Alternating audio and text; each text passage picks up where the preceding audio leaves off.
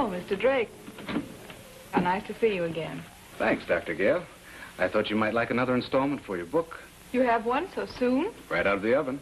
Well, in that case, make yourself comfortable. You look as if you need a rest. Oh, I got a good night's sleep after the fireworks were over. More shooting, huh? Yeah. Yeah, quite a bit if you count in the holdup. You never seem to have a dull moment. Don't give me that, Dr. Gale. It can get plenty dull between cases. This one had a couple of interesting angles. Both of them good looking. One was a dancer. What a dancer. What do you say we begin at the beginning, Mr. Drake? Beginning? Okay. I'll get back to the dancer later. I'm sure you will. Say, mind if I help myself? Not at all. The place is yours. Up to a point. Oh. Well, it all started early yesterday afternoon and stopped late last night with a whole collection of more or less inanimate people cluttering up my office. It had been a dull morning. I was wondering whether I should take Dave for a ride. Dave? Who's Dave? That's my new car. I didn't know you could afford one. Oh, it didn't cost so much. Anyway, she called up and settled the question by asking me to come over.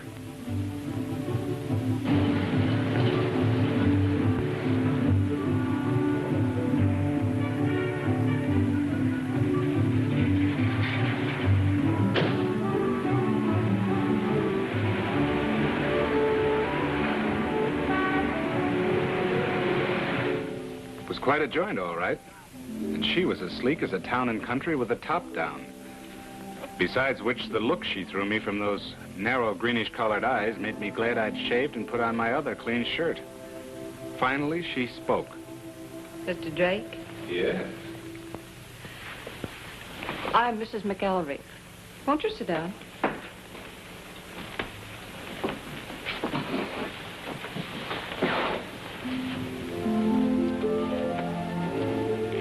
I was gambling at Prince Metchnikoff's last night. Nice little separation center he's got there. Unfortunately, I was there when the club was held up. You probably read about it in the morning papers. Yeah, lone wolf job, they called it. Nice piece of work, too, till the lug got trigger happy and shot one of the citizens. He deserved to be shot. Why? He tried to run. You didn't? Mr. Drake, when a determined man points a gun at me, I don't argue. I'll remember that. One of the players had just cashed in for $70,000. He was smart. He didn't argue either. How much did you lose? In my case, it was a diamond watch, and I want it back. Were you at Metchnikoff's with your husband? No. But I wasn't alone either. That's why I must have it back. I'll pay any reasonable amount, but it must be back before tomorrow night. That's when your husband comes back to town? Why don't you just tell him you lost the watch? I'm not asking for advice, Mr. Drake. I want to hire you to recover my watch. Can you do it? What's the ticker worth? $1,200. Probably be up to $3,000 or $4,000 by now. If I send a feeler out for it, the heist guy'll know you want it bad. Up goes the price. I'll pay it.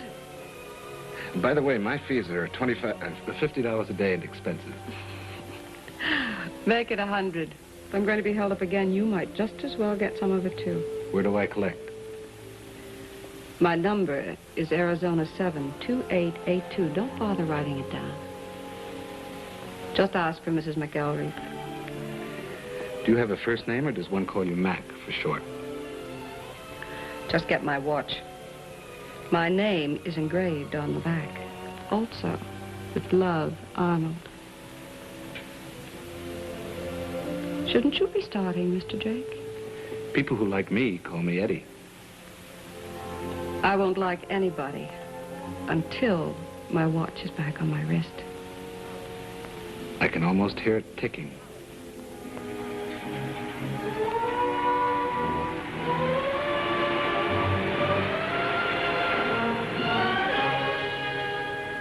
The bar was called Artie's. It isn't a place where sightseers go to grab themselves a cheap shutter from looking at mobsters, because a lot of the heist guys really hang out there, and they don't like to be stared at. The bartender's name is Artie. He doesn't own the place. The owner's name is Homer Watkins. So it's called Artie's. I ordered a hard-boiled egg. Then I started a conversation. Here's somebody knocked over Prince Mechnikov's club last night. You don't say. Yeah. Know who did it? Yeah, I understand it was a guy by the name of Jesse James.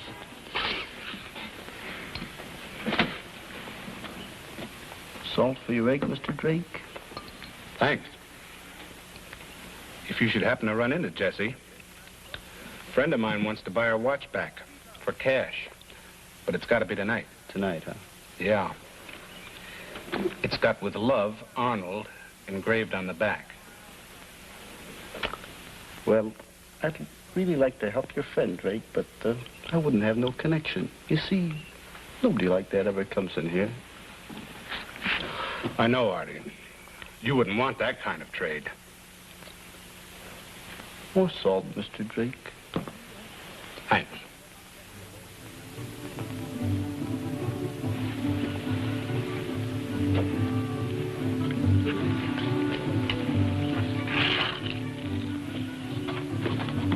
I took some more salt and finished my egg. Then I waltzed myself over to Prince Mechnikov's plush gambling joint. He runs a sucker trap with a carriage trade. Helps make the idle rich just idle. The prince wasn't there. They told me I'd find him at a penny arcade down at the pier. So that was my next stop.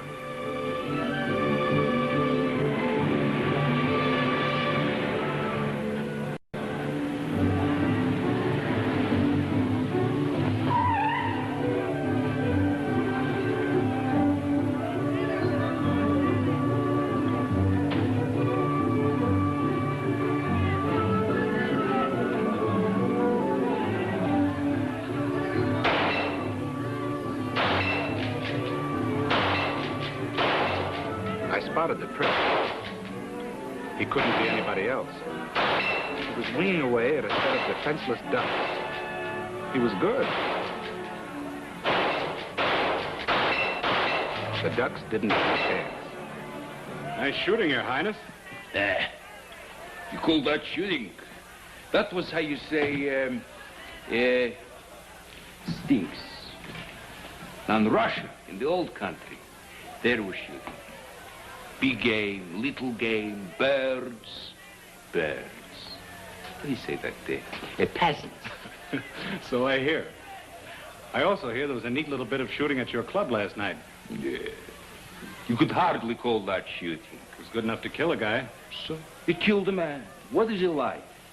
A glass tea, a swim in the Volga, a serving shashlik. So who are you? My name is Drake. I'm a detective. A customer of yours has hired me to get her watch back. I thought you might give me a line on the mug who pulled the job. Oh, my friend, that was so... how do you say this? So... oh, but never mind. You are a detective. It is fate. I need you. Mr. Drake, come here with me. You are a detective. I need you. Mr. Drake, it is fate. Come here, come here. Look at her. Look at her.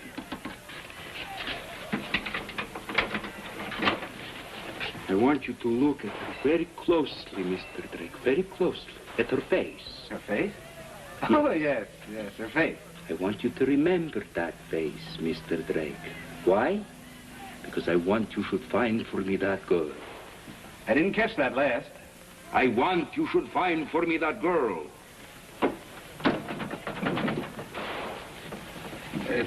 Excuse me, it must be your accent. Sounds like you keep saying I want you to find that girl for me. Exactly. Why? Because I am mad. Completely, utterly mad. Mr. Drake, I have fallen in love. Madly, insanely in love. Each day I come here to look upon her face. Did you ever think of calling up the people that make these things? It is not that simple. You see, Mr. Drake, I am the last of the proud line of Mechnikovs. It would not do for people to come here and see me looking. You understand? It is an affair of the soul. You're hiring me as a soul doctor? Call it what you wish. Only find for me Charlene. And if I do find her, what do you want me to tell her? Tell her that I am mad.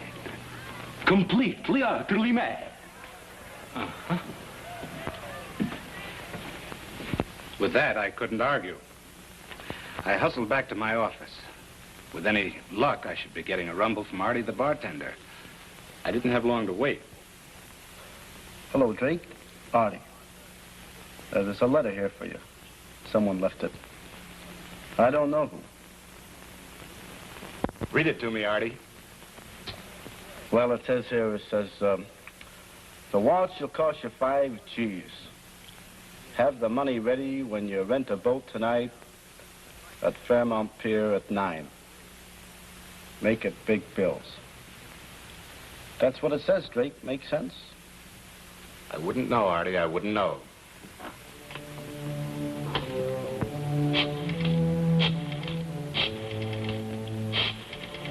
I called Mrs. McElreath. Told her it would cost her $5 grand. She said she didn't care.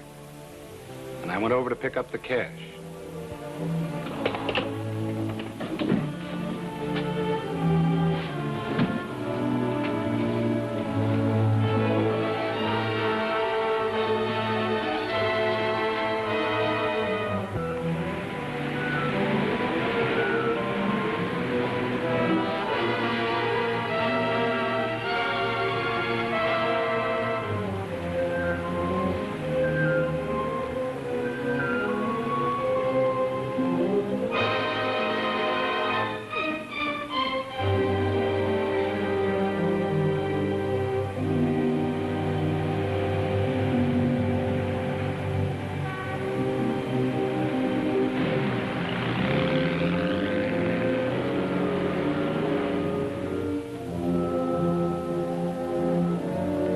She paid out like a slot machine.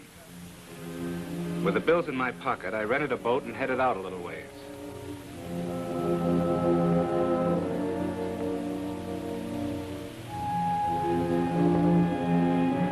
I was the only thing out there. Pretty soon, I got to feeling like one of Metchnikov's decoy ducks.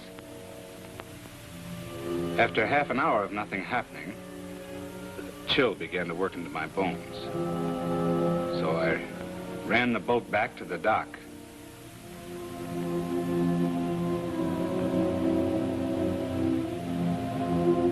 Got my deposit back from the guy that rents them. Here's your change. Thanks. Say, anybody asked for Eddie Drake in the last half hour? Eddie Drake. Eddie Drake. No? Well, thanks again. The scream came from the pier, which is where we headed. There was a boat floating around aimless-like. People in the other boats were staring into it. Then I saw the woman that went with it. It was Charlene, the peep show strip dancer. Charlene would never dance again.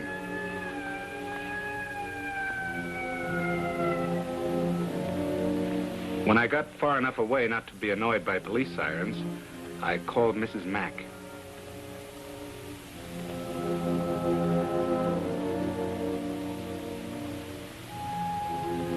I told her to meet me at the Penny Arcade. Said I had something to show her. She hoped out loud it was her watch. Just to make sure she'd hurry over. I didn't tell her any different.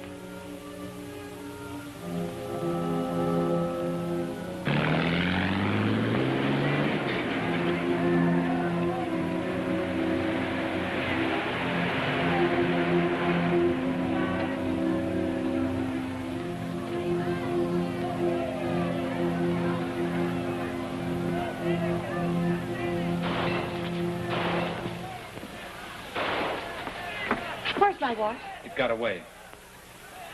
Did you drag me down to this rat trap just to tell me that? No, I want you to take a look at this peep show. Oh, I don't want to look at a peep show. I want my watch. The lady who had it just got stabbed in the back. I want you to take a look at her. In there? In there. In just a minute, I'll see if it's the right one.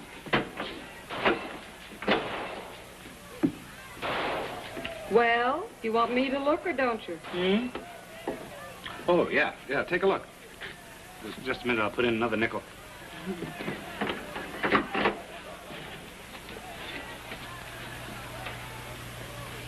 Well?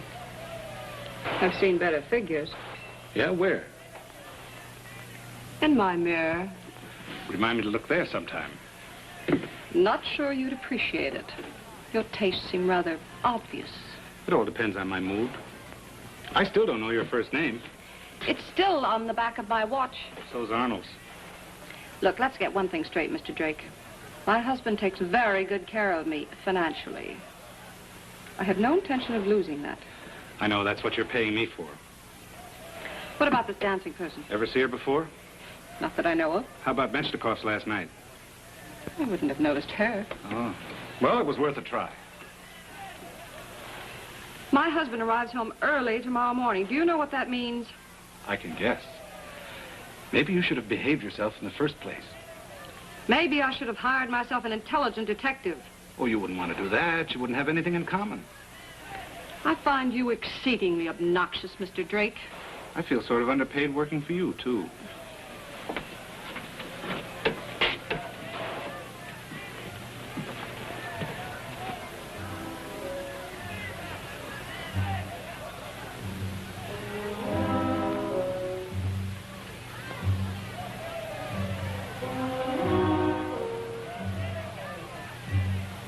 I called Menchnikov at his club. He was out. No one knew where. I left word for him to call me at my office, and there I went. Waiting impatiently for me was a client. Now just stand steady, mister. I can chop you down with this. With that howitzer, you can chop down an elephant. What are you doing in my office? Hey, you Eddie Drake? Hey, why didn't you say so? I've been waiting for you. Should have brought along a blanket. I'm closed till morning. No, but I gotta talk to you. Not until your enlistment in the artillery expires. Oh, I see what you mean. I'll put it away. Best offer I've had since I got here.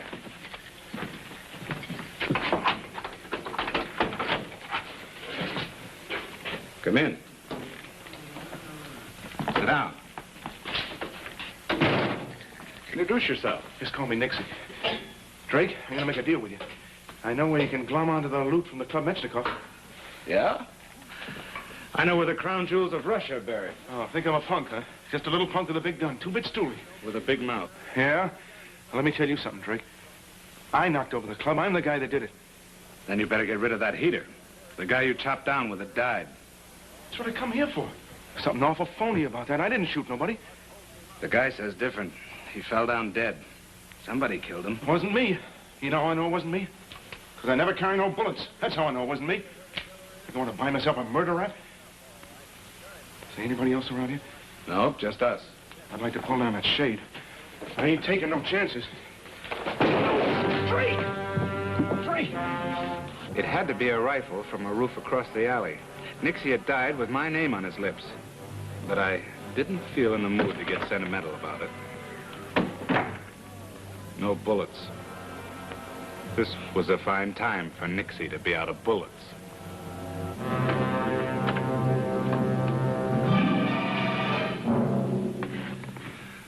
What are you playing, Drake? Cowboys and Indians? Yeah, this one just bit the dust. You picked a nice time to drop in, Lieutenant. Get up out of there, Drake. Hey, that guy's dead. That's what I keep telling him, but he won't listen. Come on, Drake, on your feet, and no funny moves. Okay, Walsh. If that guy was still out there with a rifle, he'd have picked you off by now. You mean there's a... Out there? Good Lord, Drake, he might have shot me. I've always thought of you as the careless type. Oh, yeah. Come on, Lieutenant. Sit down.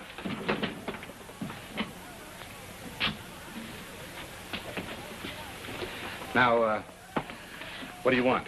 You? Didn't know you cared. Yeah, I'm interested in your new hobby, boating. Never touch the stuff. How about tonight in Fairmount Park? The boatkeeper remembers all about you. Did he mention my big brown eyes? You went for a boat ride all by yourself. Oh, I wanted to be alone. 2 minutes after you dock, a girl rides in, dead as a mackerel. You put things so delicately, Lieutenant. Now, I'm not saying that you killed her. But now there's this guy. You must be mixed up in it somehow. Sometimes you come up with the strangest notions, Lieutenant. Uh-huh. I got one now. Drake, you better come clean on this case or you're liable to end up on a slab next to that guy Fisk. Who's Fisk? The private eye they knocked off last night at Club Mechnikov. Oh, that one. Hey, wait a minute. Are you sure he was a private eye? Mm-hmm. He came into town just in time to get a bullet in the back. Private eye. Shot in the back. Okay, Walsh, watch me go to town. Put it down, Drake. Any talking you do will be to me. I'll need a chorus if you want me to sing. Hello, Mrs. Mack. Drake. Could you come down to my office? I've got your watch for you. Mm-hmm. Okay. What's this stuff about a dame and a watch? Stick around, watch me give her the works. Very funny, Drake. I'm in stitches. Who you calling now? The last of a proud line of high heels. Oh, Mechnikov? Drake. Okay, Prince Mechnikov. Listen, Mechie. I want you to come down to my office. I found your girl for you. Want to come down and talk business? I explained as little as possible to Walsh, giving him all the unimportant details. He promised to be good and wait inside while I handled my visitors in the other room. Ah! My friend, I've come here to discuss business. Shall we go into your private office? Sorry, we'll have to talk out here. In there's where I lay out the stiffs. The stiffs? Mm-hmm. There's one in there now. Character named Nixie. Some little punk you hired to pull that phony stick up the night your bank was hit so hard. My friend, you talk in riddles. Act your age, Mechie. He returned the money to you, but he insisted on keeping the jewels. That got you worried. If he was caught peddling the stuff, he'd talk.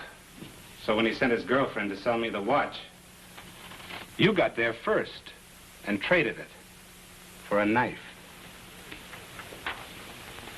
My friend, you're speaking like a fool. I speak like a creditor. You owe me $3 for a new window. That's a bad habit, Mechie. Shooting peasants through windows. Mr. Drake! Oh. Oh, I'm so happy. I believe you know Prince Mechnikov. Okay, Mechie, give the lady your watch. You mean he's the one? Yes, my dear lady. I have your watch. I was about to return it to you anonymously, but this terrible exposure has so upset it. Mr. Drake, he has a gun. Don't make it any worse, Mechie. You've done enough killing for one night. On the contrary, I now find it necessary to dispose of both of you.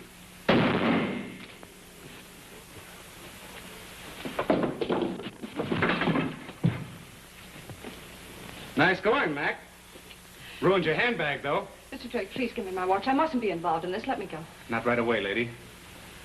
I want to tell you something about private detectives. They're targets for everybody. So they pretty much have to look out for each other. What are you talking about? I'm talking about a poor slob by the name of Fisk who was sent to Mechie's club by your husband to get the dope on you. Well, he got it, and you knew it.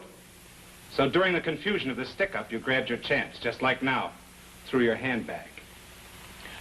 Very bright, Mr. Drake. But not bright enough to get this gun away from me first. I gave it to one private eye. Why not make it a pair? Drake, I don't know why I keep on doing these things for you. What happened to her? She threw a fit like the vicious little tramp she really was. Suddenly remembered and made such an elegant exit. I was sorry she'd never tried the stage. Very interesting from a psychiatric standpoint. Yeah, they're an interesting study. Who? Women. They seem to have a strong fascination for you. That I can't deny, Doctor. Now, let's take you, for instance. Not to dinner again. I wasn't thinking of dinner, but it's an idea. All those cadavers haven't spoiled your appetite? On the contrary, it's when the cadaver business is slow that I don't eat. You're priceless, Mr. Drake. I'm so glad to have run across you. Run across me any time, Doctor. I don't mind your heel prints. I'll be right with you. This week's story, Shoot the Works, was written by Jason James, produced by Harlan Thompson and Herbert Strock, and directed by Paul Garrison. The players were Lucia Carroll as Mrs. McElreath, Sid Dubin as Artie, Shep Menken as Prince Mechnikov, Whit Bissell as Nixie, Theodore von Eltz as Lieutenant Walsh, and starring Don Haggerty as Eddie Drake. And Patricia Morrison as Dr. Karen Gale. We'll be back next week, same time, same station, for another episode in The Cases of Eddie Drake.